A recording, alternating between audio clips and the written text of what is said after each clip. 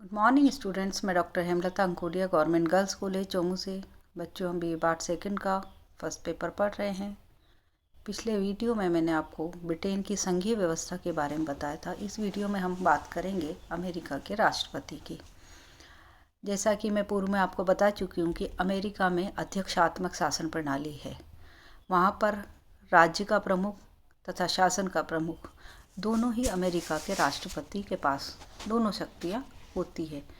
America की कार्यपालिका वास्तविक कार्यपालिका होती है। वहाँ पे नाम मात्र तथा नाम मात्र की व वास्तविक कार्यपालिका में कोई अंतर नहीं पाया जाता है, क्योंकि वहाँ पर राष्ट्रपति संसद के प्रति उत्तरदायी नहीं होता है। तो अब हम बात करेंगे अमेरिका के राष्ट्रपति की। जो अमेरिकी संविधान में राष्ट्रपति की शक्तियों का जो उल्लेख किया गया है वो अनुच्छेद 2 में किया गया है। उसमें एक छोटा सा वाक्य है। वह कहता है, अमेरिकी संघ की कार्यपालिका शक्ति एक राष्ट्रपति में निहित होगी। लेकिन संविधान के इस वाक्य से राष्ट्रपति की स्थिति स्पष्ट नहीं होती है। वस्तुतः कोई भी महत्वपूर्ण संस्था वैसी ही नहीं रहती जैसी कानून उसे बनाता है।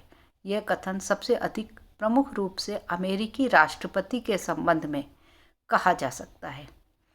फिलाडेल्फिया सम्मेलन के सदस्य नागरिक अधिकारों तथा स्वतंत्रता और राज्यों की सत्ता को बनाए रखने के लिए बहुत अधिक इच्छुक थे और राष्ट्रपति पद को बहुत अधिक शक्तिशाली नहीं बनाना चाहते थे। लेकिन संविधान लागू किए जाने के बाद से लेकर अब तक अमेरिका की राष्ट्रपति की शक्तियों में निरंतर वृद्धि होती जा रही है। वर्तमान में हम कह सकते हैं कि विश्व में अमेरिका के राष्ट्रपति अत्यंत ही शक्तिशाली है। अब हम बात करेंगे अमेरिकी राष्ट्रपति पद के लिए योग्यताओं की। राष्ट्रपति पद की योग्यताओं का उल्लेख संविधान के अनुच्छेद 2 की उपधारा 1 में किया गया है, जिसमें कहा गया है कि राष्ट्रपति पद के लिए वही व्यक्ति पात्र होगा जो संयुक्त राज्य अमेरिका का जन्मजात नागरिक हो, उसकी आयु 35 वर्ष से कम न हो और वह संयुक्त राज्य अमेरिका का कम से कम 14 वर्ष निवासी रहा हो। इसके संबंध में उसके लिए लगातार 14 वर्ष तक अमेरिका में रहना आवश्यक नहीं है, वरन कुल मिलाकर उसके द्वारा अपने जीवन के 14 वर्ष अमेरिका में व्यतीत किए हुए होने चाहिए। वेतन भत्ते या सुविधाओं की अगर हम बात करें तो राष्ट्रपति के वेतन भत्ते निर्धारित करने का अधिकार अमेरिका की कांग्रेस को प्राप्त है। राष्ट्रपति के कार्यकाल में उसके वेतन भत्तों में कमी या बढ़ोतरी नहीं की जा सकती, मतलब कमी भी नहीं की जा सकती और बढ़ाया भी नहीं जा सकता। इस संबंध में जो भी परिवर्तन करने हो वे नवीन राष्ट्रपति के कार्यकाल प्रारंभ से ही किए जा सकते हैं, बाद में नहीं। अब अमेरिका के राष्ट्रपति को कुछ उन्मुक्तियां भी प्राप्त है। अन्य देशों की कार्यपालिका प्रधानों की भांति राष्ट्रपति को कुछ उन्मुक्तियां भी प्राप्त होती है। यद्यपि संविधान में इस संबंध में कुछ भी नहीं कहा गया है, फिर भी परंपरा के अनुसार उसे किसी भी अपराध के आरोप में गिरफ्तार नहीं किया जा सकता है। उसके विरुद्ध परमादेश या आदेश भी जारी नहीं किए जा सकते हैं। उसे किसी न्यायालय में साक्षी या प्रतिवादी के रूप में उपस्थित होने के आदेश नहीं दिए जा सकते हैं। केवल सीनेट में उसे महाभियोग के समय बुलाया जा सकता है। एक बार राष्ट्रपति जेफरसन को साक्षी के लिए बुलाया गया था, परंतु उन्होंने उपस्थित होने से इनकार कर दिया। राष्ट्रपति स्वेच्छा से किसी न्यायालय में साक्षी के रूप में उपस्थित हो सकते हैं। राष्ट्रपति को प्राप्त इस प्रकार की विशेष स्थिति की एक सीमा है। यह बात वाटरगेट कांड और सार्वजनिक पद पर रहते हुए नैतिक आचरण के मान मर्यादा के प्रसंग में क्लिंटन विवाद से स्पष्ट हो गई है। अब हम चर्चा करेंगे अमेरिकी राष्ट्रपति के कार्यकाल की। फिलाडेल्फिया सम्मेलन में राष्ट्रपति पद के कार्यकाल पर बहुत अधिक मतभेद था। अंत में पर्याप्त वाद विवाद के बाद संविधान के अनुच्छेद 2 की उपधारा 1 में निश्चित किया गया है कि राष्ट्रपति का कार्यकाल 4 वर्ष होगा तथा पुनर्निर्वाचन का पर कोई प्रतिबंध नहीं होगा। लेकिन प्रथम राष्ट्रपति वॉशिंगटन ने तीसरी बार राष्ट्रपति पद का चुनाव लड़ने से इनकार कर दिया। इस प्रकार ये परंपरा स्थापित हो गई कि कोई भी राष्ट्रपति 2 अवधियों से ज़्यादा अमेरिका का राष्ट्रपति पद पर नहीं रहेगा। स्टूडेंट्स, ब्रिटिश राजनीति का सर्वाधिक आकर्षक तत्व यदि सम्राट का पद और व्यक्तित्व है तो अमेरिकी राजनीति का सर्वाधिक रंगीन और आकर्षक तत्व अमेरिकी राष्ट्रपति का निर्वाचन है। राष्ट्रपति पद पर आसीन व्यक्ति से लेकर साधारण से साधारण व्यक्ति द्वारा इसमें रुचि ली जाती है। राष्ट्रपति के निर्वाचन की प्रक्रिया पर अमेरिकी संविधान में बहुत अधिक मतभेद है। इस संबंध में प्रमुख रूप से 2 सुझाव दिए गए। प्रथम, राष्ट्रपति जनता द्वारा प्रत्यक्ष रूप से निर्वाचित हो, किंतु सभा द्वारा इसे अस्वीकार कर दिया गया क्योंकि प्रत्यक्ष निर्वाचन राजनीतिक दलबंदी में फंसे बिना संभव नहीं था और संविधान निर्माता राजनीतिक दलबंदी को देश के लिए घातक मानते थे तथा कम से कम देश में कार्यपालिका के प्रधान को दलबंदी से बाहर रखना चाहते थे। दूसरा सुझाव यह था कि राष्ट्रीय व्यवस्थापिका राष्ट्रपति का निर्वाचन करे, किंतु इसे इस दृष्टि से उचित नहीं समझा गया कि राष्ट्रपति व्यवस्थापिका के हाथ का खिलौना बन जाएगा। इसके अतिरिक्त अमेरिकी संविधान सभा के सदस्य शक्ति विभाजन के सिद्धांत से अत्यधिक प्रभावित थे और यह पद्धति शक्ति विभाजन के विरुद्ध होती है। संविधान सभा के द्वारा अंत में यह निश्चित किया गया कि राष्ट्रपति का निर्वाचन जनता द्वारा अप्रत्यक्ष रूप से हो। इस अप्रत्यक्ष निर्वाचन के अंतर्गत जनता द्वारा एक निर्वाचक मंडल का चुनाव किया गया और निर्वाचक मंडल के द्वारा राष्ट्रपति का। संविधान में राष्ट्रपति के निर्वाचन के संबंध में कहा गया है कि प्रत्येक राज्य अपनी व्यवस्थापिका के आदेशानुसार निर्वाचक चुने, जिनकी संख्या उस राज्य के सीनेट और प्रतिनिधि सभा के प्रतिनिधियों के बराबर हो। समय आने पर ये निर्वाचक अपने अपने राज्य में एक स्थान पर एकत्रित हो, लिखित रूप में अपने मत 2 व्यक्तियों को दे, जिनमें से कम एक उस राज्य का निवासी ना हो जिस राज्य की ओर से वह निर्वाचक नियुक्त किए गए हैं। इसके बाद मतों को एक पेटिका में मुहर लगाकर सीनेट के अध्यक्ष के पास भेज दिया जाए, जो कांग्रेस के दोनों सदनों की उपस्थिति में उन्हें गिनकर परिणाम की घोषणा करे। जिस व्यक्ति को सबसे अधिक मत प्राप्त हो वह राष्ट्रपति निर्वाचित होगा, बशर्ते कि उसे मतों का पूर्ण बहुमत भी प्राप्त हो। उससे कम पाने वाला व्यक्ति उसी प्रकार बहुमत पाने वाले उपराष्ट्रपति निर्वाचित होगा। संविधान द्वारा की गई इस व्यवस्था में कुछ संशोधन भी हो गए और व्यवहार में तो यह पद्धति नितांत परिवर्तित हो गई। प्रथम, संविधान के अंतर्गत राष्ट्रपति और उपराष्ट्रपति के लिए एक साथ मतदान की व्यवस्था की गई थी, लेकिन 1880 में इस संबंध में कठिनाइयां उत्पन्न हुई। अतः संविधान के 12वें संशोधन द्वारा दोनों के लिए अलग अलग मतदान की व्यवस्था कर दी गई। इस प्रक्रिया में दूसरा परिवर्तन संविधान के 23वें संशोधन में किया गया। इस संशोधन के द्वारा कोलंबिया जिले को भी निर्वाचक मंडल के 3 सदस्य चुनने का अधिकार दिया गया। यद्यपि कोलंबिया जिले को कांग्रेस में प्रतिनिधित्व प्राप्त नहीं है, क्योंकि कोलंबिया एक जिला है, राज्य नहीं। इस प्रकार वर्तमान समय में निर्वाचक मंडल के सदस्य 538 से 3 कोलंबिया के प्रतिनिधि तथा वर्तमान में कांग्रेस में 535 सदस्य है। 435 सदस्य प्रतिनिधि सभा में और 100 सीनेट में। संविधान निर्माताओं द्वारा उपयुक्त पद्धति को अपनाते हुए यह आशा की गई कि राष्ट्रपति का निर्वाचन शांत वातावरण में संभव हो सकेगा, किंतु 1800 में ही अमेरिका में राजनीतिक दलों का उदय हो गया। इन दलों ने निर्वाचन मंडल के लिए उम्मीदवार खड़े करने शुरू कर दिए। राजनीतिक दलों के समर्थन से निर्वाचक मंडल के जो सदस्य चुने जाते हैं वे राष्ट्रपति पद हेतु अपने ही राजनीतिक दल के उम्मीदवार का समर्थन करने के लिए वचनबद्ध होते हैं। इस पद्धति ने राष्ट्रपति के निर्वाचन को व्यवहार में अप्रत्यक्ष निर्वाचन से प्रत्यक्ष निर्वाचन में परिवर्तित कर दिया है। इस प्रकार वर्तमान समय में राष्ट्रपति का निर्वाचन न तो शांत वातावरण में संपन्न होता है, न ही ये निर्वाचन वस्तुतः अप्रत्यक्ष निर्वाचन रहा है। वर्तमान समय में राष्ट्रपति के निर्वाचन में जो पद्धति अपनाई जाती है उसके 5 चरण हैं, जिनका उल्लेख मैं अब करूंगी। सबसे पहले उम्मीदवारों का मनोनयन किया जाता है। राष्ट्रपति के निर्वाचन का प्रथम चरण देश के विविध राजनीतिक दलों के द्वारा राष्ट्रपति पद के उम्मीदवारों का मनोनयन है। 1840 से रिपब्लिकन और डेमोक्रेटिक दोनों राजनीतिक दलों के उम्मीदवारों का मनोनयन विविध राजनीतिक दलों के अखिल देशीय सम्मेलनों द्वारा किया जाने लगा। उम्मीदवारों के मनोनयन की यह पद्धति परंपरा के आधार पर अपनाई गई है और इस संबंध में संविधान में कुछ भी नहीं कहा गया है। प्रत्येक दल की राष्ट्रीय समिति अपने अपने दल के सम्मेलन के लिए समय और स्थान का निर्णय करती है और प्रारंभिक व्यवस्था करती है। प्रत्येक दल के राष्ट्रीय सम्मेलन के लिए प्रतिनिधि विभिन्न उपायों द्वारा चुने जाते हैं, कुछ प्रारंभिक क्षेत्रों से, कुछ राज्य सम्मेलनों से, कुछ केंद्रीय समितियों द्वारा। इन प्रतिनिधियों की संख्या सामान्यतः 1500 और 3000 के बीच होती है।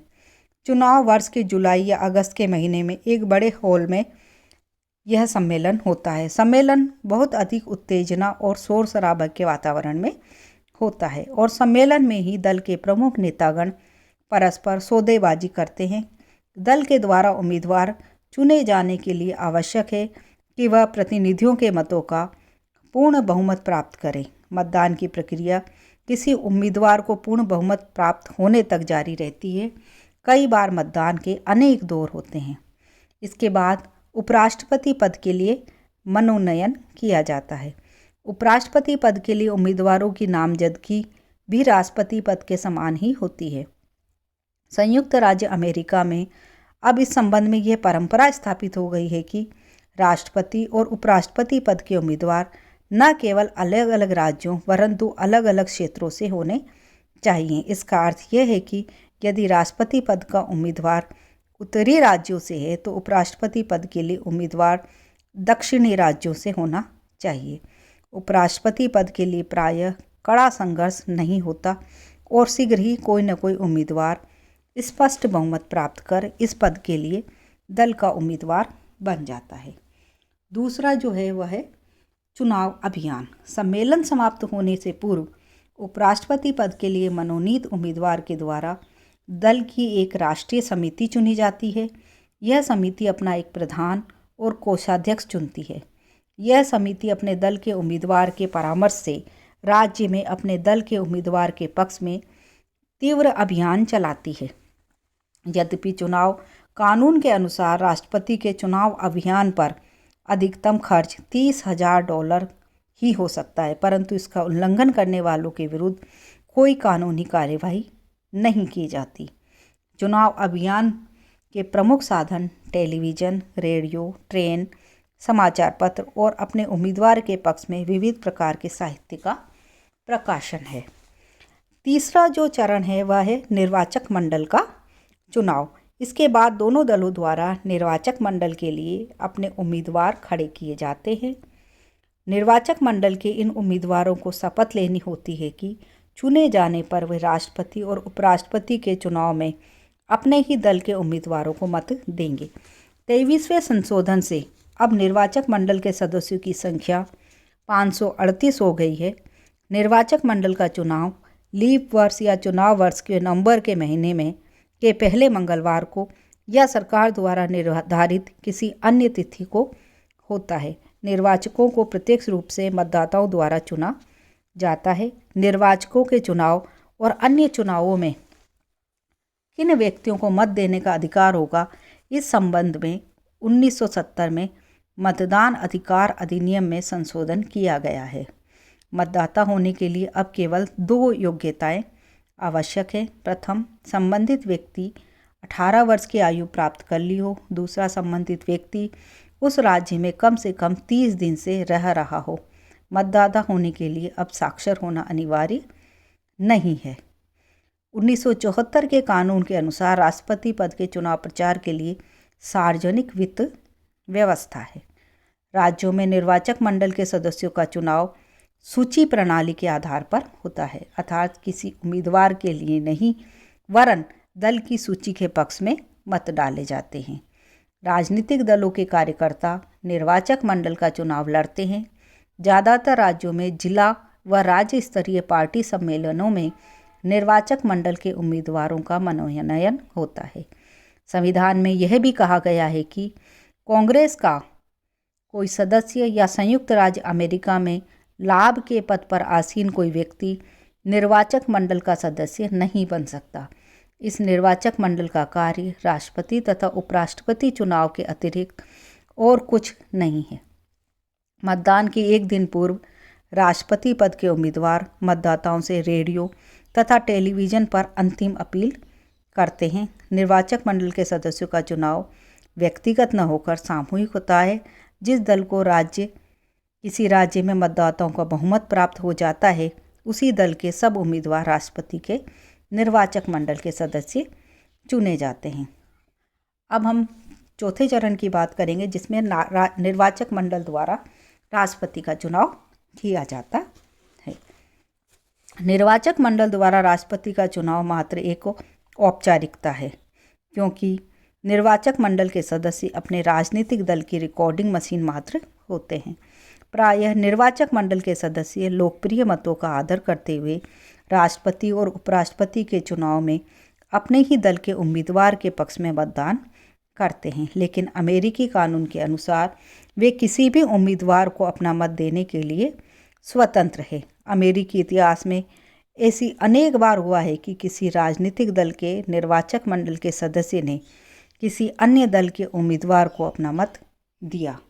बुधवार को निर्वाचक मंडल के सदस्य अपने अपने राज्यों की राजधानियों में एकत्रित होते हैं और राष्ट्रपति या उपराष्ट्रपति पद के लिए विभिन्न उम्मीदवारों के पक्ष में मतदान करते हैं।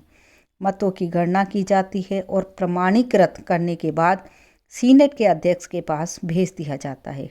सीनेट का अध्यक्ष कांग्रेस के दोनों सदनों की संयुक्त बैठक में मतों की गणना करता है और कानूनी तौर पर जीतने वाले व्यक्ति की घोषणा करता है। जब किसी उम्मीदवार को स्पष्ट बहुमत नहीं मिलता है तो राष्ट्रपति पद के दो उम्मीदवारों को बराबर मत प्राप्त हो अथवा किसी को भी मतदाताओं का पूर्ण या निरपेक्ष बहुमत प्राप्त न हो तो प्रतिनिधि सभा सबसे अधिक मत प्राप्त करने वाले प्रथम 3 उम्मीदवारों में से किसी एक को राष्ट्रपति निर्वाचित कर सकती है। प्रतिनिधि सभा जब इस प्रकार राष्ट्रपति का निर्वाचन करती है तब प्रतिनिधि सभा में प्रत्येक राज्य का केवल एक मत होता है। प्रत्येक राज्य का सदस्य बहुमत से निर्णय करते हैं कि उनके राज्य का मत किसी उम्मीदवार के पक्ष में गिना जाए। यदि किसी राज्य के प्रतिनिधि समान रूप से इस विषय पर बंट जाएं तो उनका मत गिना नहीं जाता। अब हम अंतिम चरण की बात करेंगे। अंतिम चरण में नवीन राष्ट्रपति के द्वारा पद की शपथ ग्रहण की जाती है। 1933 से पूर्व निर्वाचित होने के लगभग 4 मास पश्चात 4 मार्च को नवीन राष्ट्रपति द्वारा पद ग्रहण किया जाता था, किंतु 20वें संशोधन के अनुसार राष्ट्रपति 4 मार्च की बजाय 20 जनवरी को अपना पद ग्रहण करता है। इस संशोधन में यह भी निश्चित किया गया कि यदि नवनिर्वाचित राष्ट्रपति की अपने पद पर आसीन होने से पूर्व मृत्यु हो जाती है तो उपराष्ट्रपति राष्ट्रपति बन जाएगा। पद ग्रहण करने के समय राष्ट्रपति को शपथ लेनी होती है, जो उसे सर्वोच्च न्यायालय के मुख्य न्यायाधीश के द्वारा दिलाई जाती है। शपथ इस प्रकार है कि मैं गंभीरतापूर्वक शपथ लेता हूँ कि अमेरिका के राष्ट्रपति पद पर निष्ठापूर्वक कार्य करूँगा और अपनी योग्यता भर अमेरिका के संविधान का संरक्षण और प्रतिरक्षण करूँगा। अब हम चर्चा करेंगे अमेरिकी राष्ट्रपति के निर्वाचन प्रणाली की आलोचना की। जो आलोचना की जाती है उसके कुछ बिंदु हैं, उसमें हम पहले बिंदु की बात करते हैं। पहली जो आलोचना है वह है निर्वाचक मंडल के सदस्य दलीय आधार पर चुने जाते हैं, लेकिन चुने जाने के बाद वे इस बात के लिए कानूनतः स्वतंत्र है कि वे किसी भी उम्मीदवार को मत दें। साधारणतः वे अपने राजनीतिक दल का समर्थन करते हैं, किंतु कई बार ऐसा भी हुआ है कि किसी दल के निर्वाचक मंडल के सदस्य ने किसी अन्य दल के उम्मीदवार को अपना मत दिया है। दूसरा ये है कि त्रुटि निश्चित रूप से अधिक गंभीर है और वह है निर्वाचन प्रणाली की इस बात में निहित है कि राज्य विशेष में जिस राजनीतिक दल का बहुमत प्राप्त होता है उसे उस राज्य के सभी निर्वाचकों को चुनने का अधिकार प्राप्त हो जाता है। तीसरी जो आलोचना है वह है निर्वाचन प्रणाली के कारण राष्ट्रपति के निर्वाचन में घनी आबादी वाले राज्यों का महत्व बहुत अधिक बढ़ गया है। कम आबादी वाले राज्यों तथा ग्रामीण क्षेत्रों की उपेक्षा होती है। पिछले लगभग 100 वर्षों में राष्ट्रपति पद पर विजयी सभी उम्मीदवार बड़े राज्यों से ही थे। संघात्मक व्यवस्था के अंतर्गत व्यवहारिक राजनीतिक दृष्टि से इसे उचित नहीं कहा जा सकता है। चौथी जो आलोचना है वह है निर्वाचन प्रणाली की इस आधार पर भी आलोचना की जाती है कि यदि निर्वाचक मंडल के मतदान के परिणाम स्वरूप किसी भी उम्मीदवार को आवश्यक बहुमत प्राप्त न हो और ऐसी स्थिति में राष्ट्रपति का निर्वाचन प्रतिनिधि सभा द्वारा किया जाए तो परिणाम उसके सर्वथा भिन्न हो सकता है जो साधारणतः होना चाहिए। पांचवी जो आलोचना है वह है 2000 ईस्वी के राष्ट्रपति चुनाव में अमेरिकी चुनाव व्यवस्था और राष्ट्रपति के चुनाव की प्रक्रिया की एक बड़ी त्रुटि सामने आई। भारत में चुनाव संबंधी समस्त कार्यों को संपन्न करने के लिए स्वयं संविधान द्वारा ही एक संस्था चुनाव आयोग की व्यवस्था की गई, लेकिन अमेरिका में चुनाव कार्यों को संपन्न कराने के लिए चुनाव आयोग जैसी कोई भी स्वतंत्र व केंद्रीय संस्था नहीं है। अब हम बात करेंगे अमेरिका की जो राष्ट्रपति का निर्वाचन या चुनाव पद्धति है उसमें सुधार के संबंध में। अमेरिकी राष्ट्रपति के चुनाव की त्रुटियों को देखते हुए इसमें जो मूल सुधार के प्रस्ताव किए गए उनमें 2000 ईस्वी में राष्ट्रपति चुनाव में इन त्रुटियों की ओर समस्त विश्व का ध्यान आकर्षित कर सुधार की आवश्यकता से पहले ही बहुत अधिक प्रबल बना दिया। इस संबंध में प्रथम और सर्वप्रथम जो प्रमुख सुझाव है वह है कि राष्ट्रपति का चुनाव प्रत्यक्ष रूप से अमेरिकी गणतंत्र के समस्त मतदाताओं द्वारा किया जाना चाहिए। 22 मार्च 1977 को अमेरिकी राष्ट्रपति द्वारा अमेरिकी कांग्रेस के सम्मुख राष्ट्रपति चुनाव की पद्धति में परिवर्तन और चुनाव सुधार संबंधी एक प्रस्ताव प्रस्तुत किया गया। इस प्रस्ताव में यह सुझाव था कि अमेरिकी राष्ट्रपति के लिए प्रत्यक्ष चुनाव की पद्धति अपनाई जाए, लेकिन इस प्रस्ताव को समर्थन प्राप्त नहीं हुआ। समय समय पर अन्य और विविध पक्षों द्वारा भी इस आशय का प्रस्ताव दिया गया। दूसरा सुझाव यह है कि प्रत्येक राज्य में राष्ट्रपति पद के 3 उम्मीदवारों में उनके द्वारा प्राप्त किए गए लोकप्रिय मतों के अनुपात में उस राज्य के निर्वाचकों के मतों का विभाजन होना चाहिए। तीसरा सुझाव यह है कि राष्ट्रपति निर्वाचक मंडल के सदस्यों का चुनाव जनता द्वारा उसी प्रकार से हो जिस प्रकार सीनेट या प्रतिनिधि सभा के सदस्यों का चुनाव प्रत्येक राज्य में होता है। अब हम बात करते हैं अमेरिकी राष्ट्रपति को पद से हटाने की प्रक्रिया यानी महाभियोग प्रक्रिया की। अमेरिकी संविधान के अनुच्छेद 2 की उपधारा 4 के अनुसार राष्ट्रपति को केवल महाभियोग के आधार पर ही पद से हटाया जा सकता है।